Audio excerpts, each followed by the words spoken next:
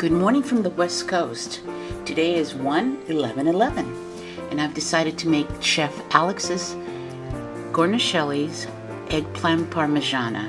It was this weekend's dish on her show, Alex's Day Off.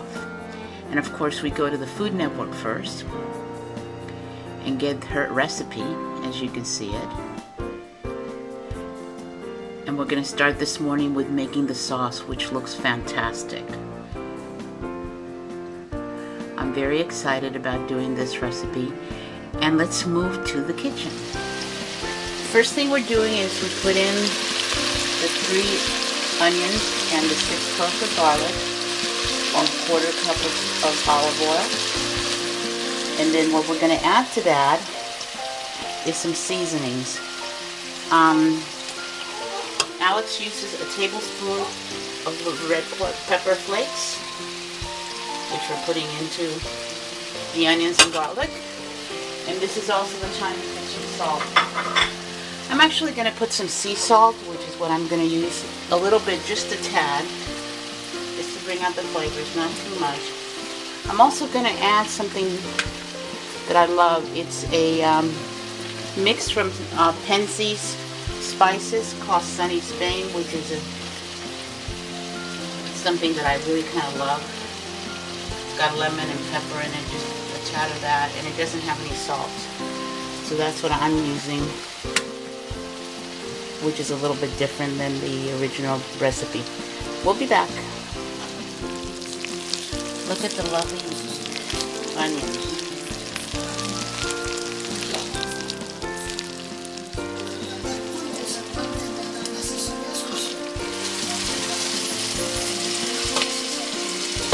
I wish you were here to smell this. The next thing that needs to happen is we're putting 3 cans, 28-ounce cans of whole tomatoes. Now, Alex recommends San Marzano, and so do I. But unfortunately, we're on vacation, and we weren't able to go to Whole Foods, which has San Marzano. So we're using the Whole Foods Whole Foods tomatoes with basil. That's what I'm adding now. 3 cans. And then Alex says that her family always added, for their tomato sauce, some sugar. So we're going to do that as well now with the tomatoes. And we're adding a tablespoon of sugar.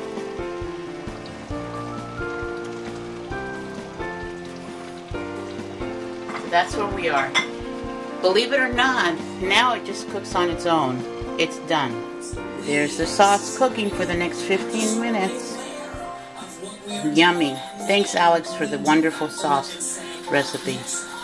Here's the sauce, and I'm just making sure that the tomatoes are broken down, and then we'll put it on the side. Here we go. We're ready to do our breading of the eggplant in preparation for frying it. At the end is the eggplant, then the flour, which has been seasoned, of course, the eggs with 3 tablespoons of milk, and then instead of using Italian breadcrumbs, I'm using panko breadcrumbs, which I've seasoned highly, and I've actually put some dried chives as well. So I'll see you on the other end, where we're getting ready to do the frying. By the way, if you don't know this, we're in our vacation place in Oceanside, California, by the beach. And so this is not our utensil, so we're doing really well in a vacation home place to cook all this. See you on the other side of the fry. We're getting ready to do the frying of the eggplant. As you can see, everything is here, including the eggplant in one thing. We're waiting for the oil to heat up, which is very important, as Chef Alex has told us. See you on the other side. As you can see, we're frying, as Chef Alex says, on one level. You want the oil to be hot enough, and we're going to be frying it 2 minutes on each side. Then we're going to make sure that the oil comes back to the right temperature, and then do the next layer. See you on the other side. frying.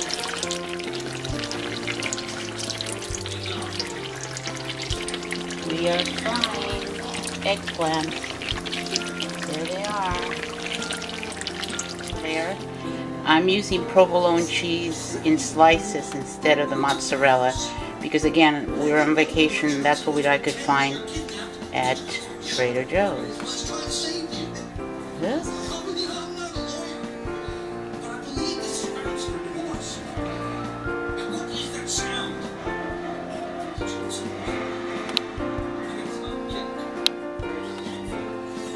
Ready for the oven. There it is, all layered up. Fresh basil, the marinara, the sauce that we made from Chef Alex's recipe. It's ready to go in the oven. There it is in the oven, and it's ready to be baked.